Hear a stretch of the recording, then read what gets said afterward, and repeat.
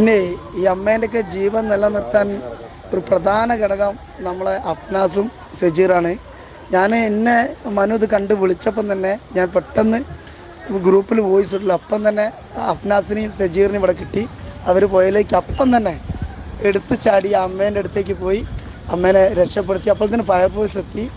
പിന്നെ ഫയർഫോഴ്സും കൂടി ചേർന്ന് ഏതായാലും അമ്മേനെ കരക്കി കയറ്റി.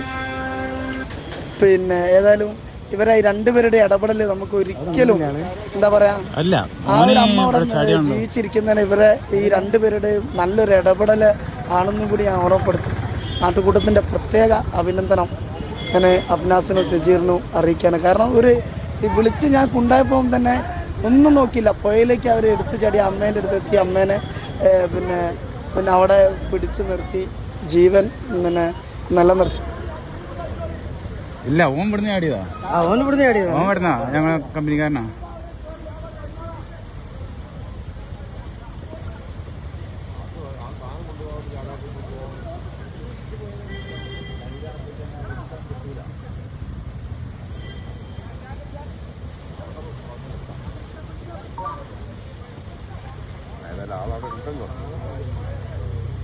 അതാ സൈഡിൽ നിൽക്കണല്ലേ മതിലിന്റെ അടുത്ത്.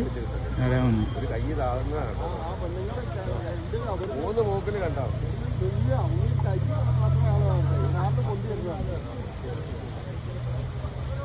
ആരും വേണ്ടി കൈക്കിലേക്ക്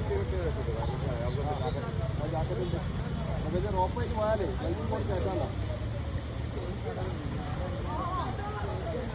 ആ മുകളിലെ കടവുണ്ടല്ലോ,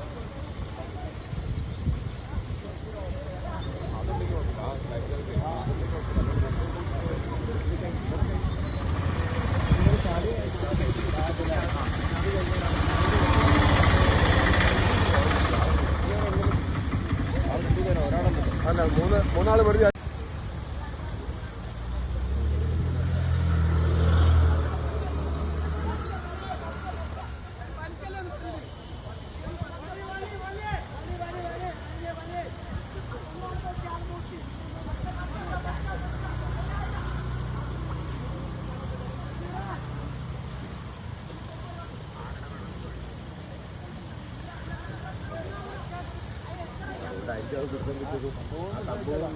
പിടുത്തം കിട്ടിയായിരിക്കും അവിടെ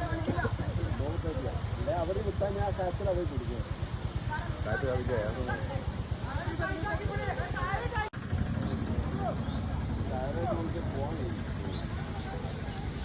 അതിലോ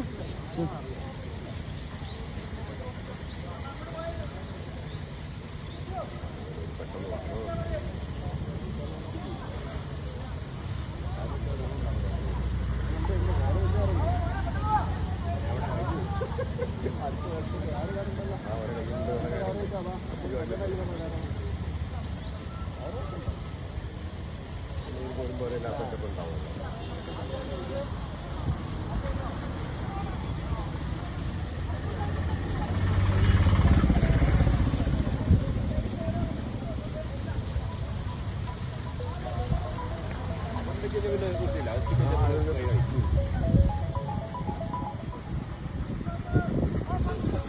ഇല്ലല്ലേ അങ്ങനെ അതാ വരുന്നത്. ഞാൻ കണ്ടോ